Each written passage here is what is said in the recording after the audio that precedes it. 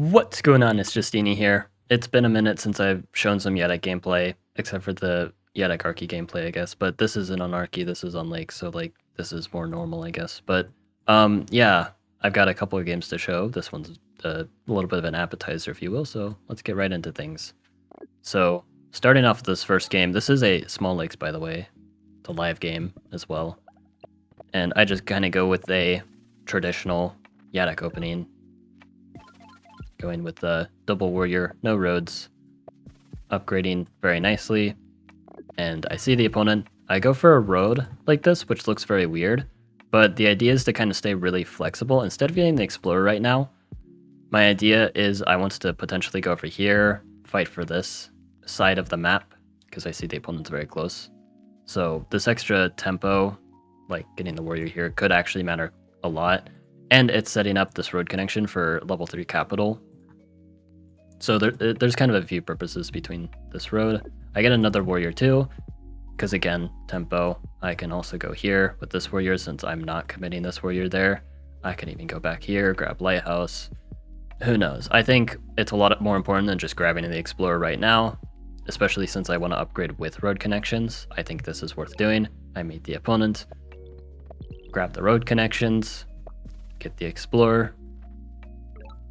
And I see their capital, which has a rider on it, and I see that they're on this city, which also has a rider on it. Now, if I happened to have my warrior here, that would have been really awesome, because then I just take them off the city. Sadly, not the case, but this is still actually quite good for me. Because, yeah, I'm just suddenly pressuring. I send this warrior back. It can pressure the city, probably take it outright. The ruin is here. I can just totally dominate this part of the map. The opponent decides to step off the city. I win the game because, well, what do they do?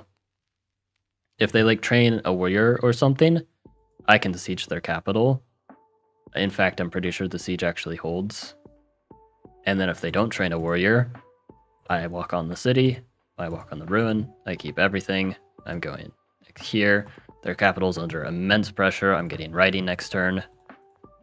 And everything just falls apart for them. So yeah, turn 5. GG. I mean, I also had host advantage, so that kind of helped. But yeah, on to the next game.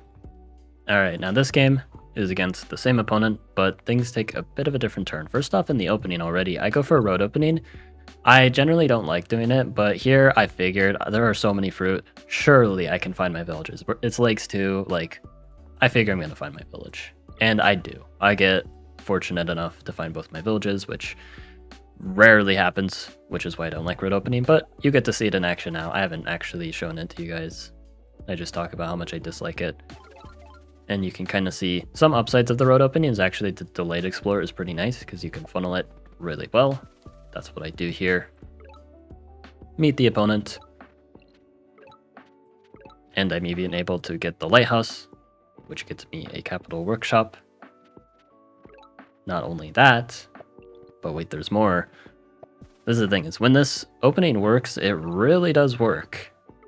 That's the one big upside of it.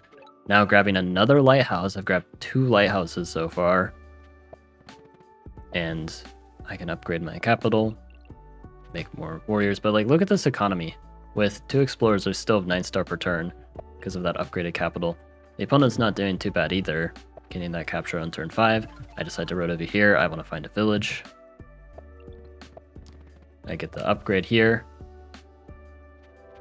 And yeah, the opponent's kind of doing their thing. I grab the lighthouse here. I just need 1 more, so that's why I'm very aggressively roading in this general direction, because I want to grab this by turn 7. I get resources. Position is pretty darn amazing. If I get this city as well, I get Grand Bazaar. The opponent does have like really good density, so it's not like, oh, I'm completely winning on the spot, but it is a nice position. The opponent decides to put on the pressure though, as they should. They kind of see I'm playing quite greedy. But I go for the explorer. And I can upgrade. I've got as well.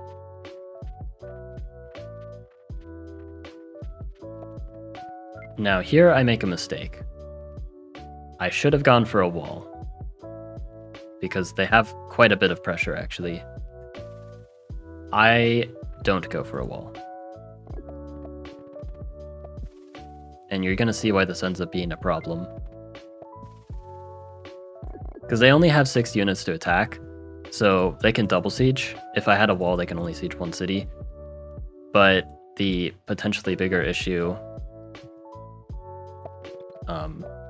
they're just gonna hold the siege. I don't actually know if a wall stops this. I'm pretty sure it does, though.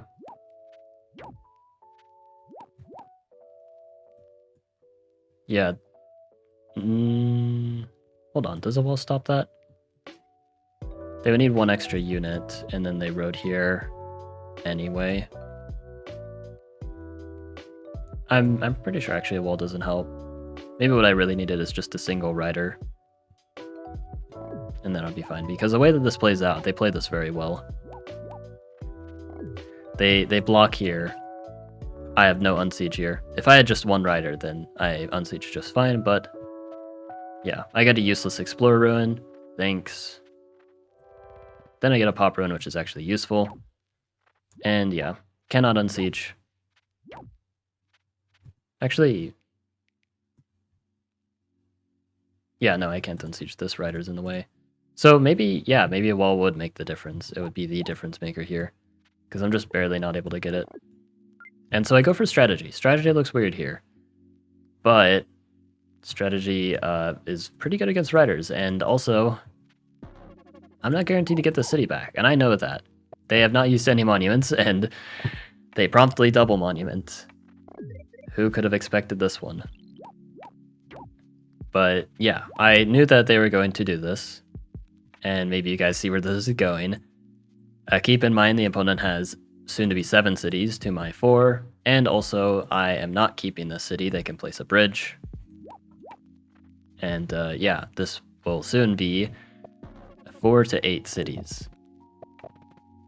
Not ideal, mostly because I kind of threw. If I didn't throw, there was definitely a way to not lose the city.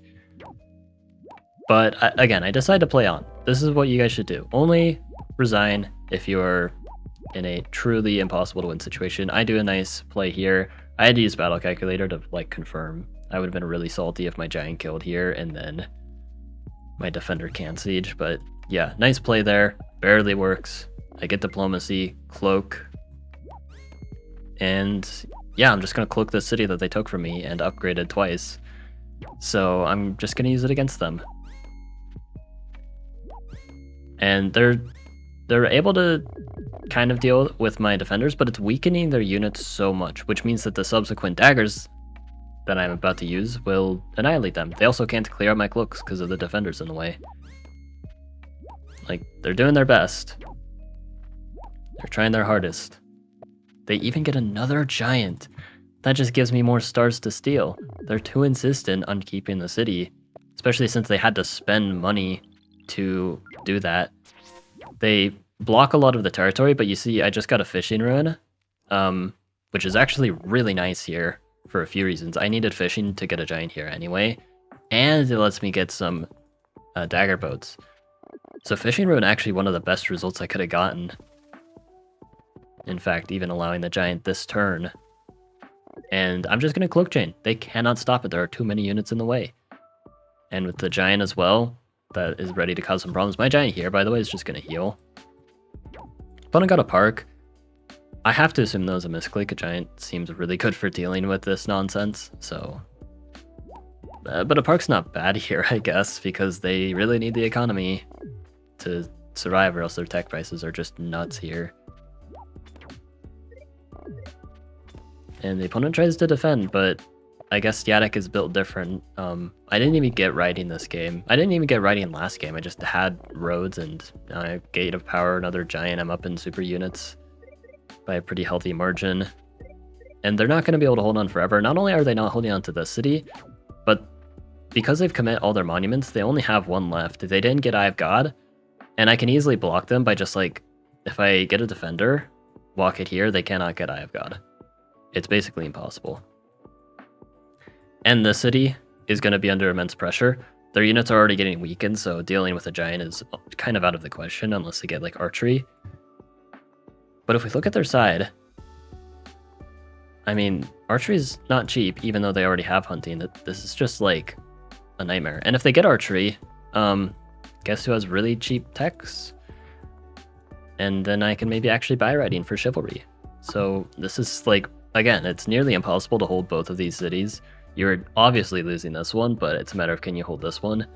And like after I take this, I'm launching Cloak Invasion, so if you upgrade these, you're screwed. This is already level 3, which is high enough for Cloaks to attack it and it to be worth it. So all to say, yeah, what the heck? I have 4 cities. The opponent has double my city count and they're losing. What the heck? I love funny, aggressive plays. I love Yadakk also. They're pretty silly. Yeah, I don't know what to say here. This was the game ever. I don't know how I deserve to win this, but I won anyway, I guess. So yeah, hope you guys enjoyed. Like and sub, and have a good one.